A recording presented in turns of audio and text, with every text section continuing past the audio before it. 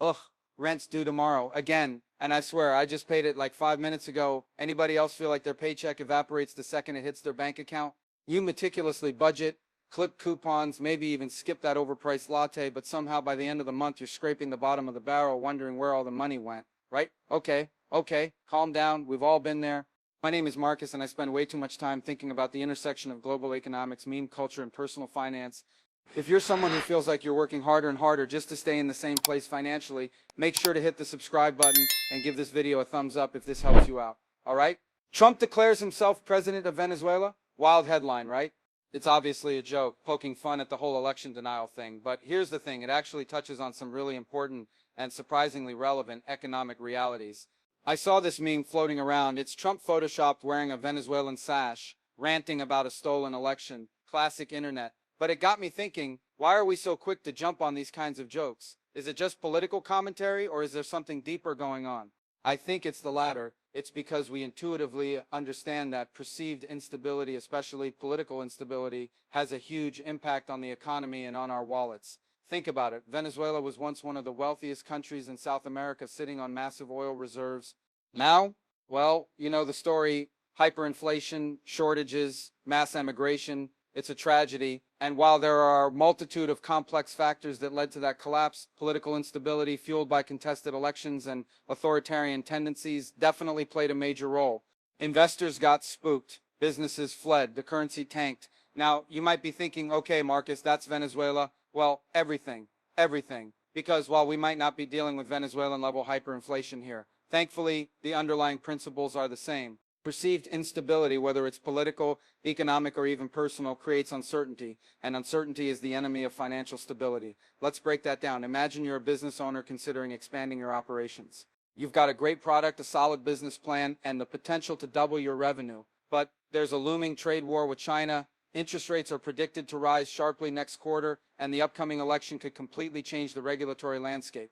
Are you going to risk investing your capital, hiring new employees, and expanding into a potentially volatile market? Probably not. You're going to hold back, wait and see. That hesitation ripples through the entire economy. Less investment means less job creation. Less job creation means less consumer spending. Less consumer spending means less overall economic growth. And where does that leave you? Still struggling to make ends meet, still feeling like you're running on a financial hamster wheel. And it's not just political instability. Economic instability, like a recession, can have the same effect. Remember 2008, the housing market crashed, banks failed, and the entire global economy teetered on the brink of collapse. People lost their jobs, their homes, and their life savings. Why? Because uncertainty reigned supreme.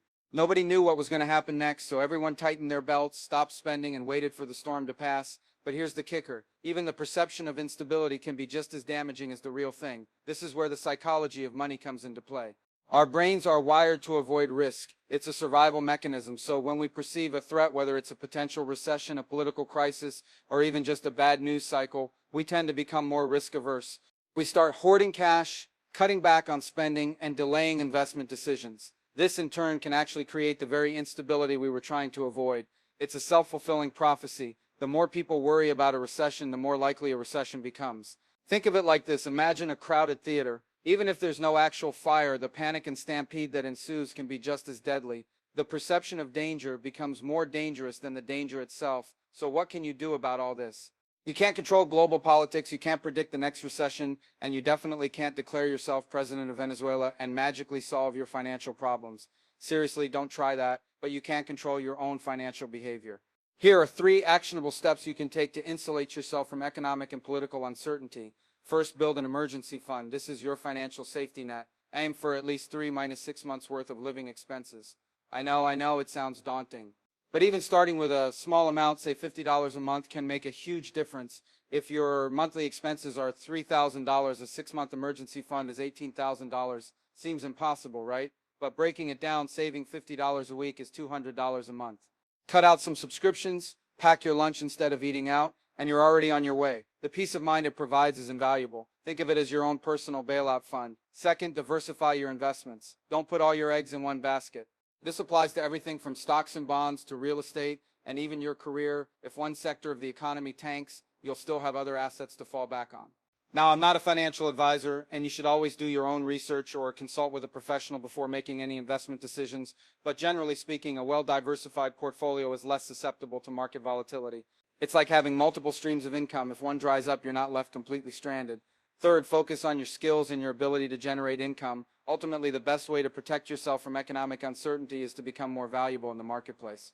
Invest in your education, learn new skills, and network with people in your industry. The more skills you have, the more opportunities you'll have, and the less vulnerable you'll be to job loss or economic downturns. Think of yourself as a freelancer in the gig economy.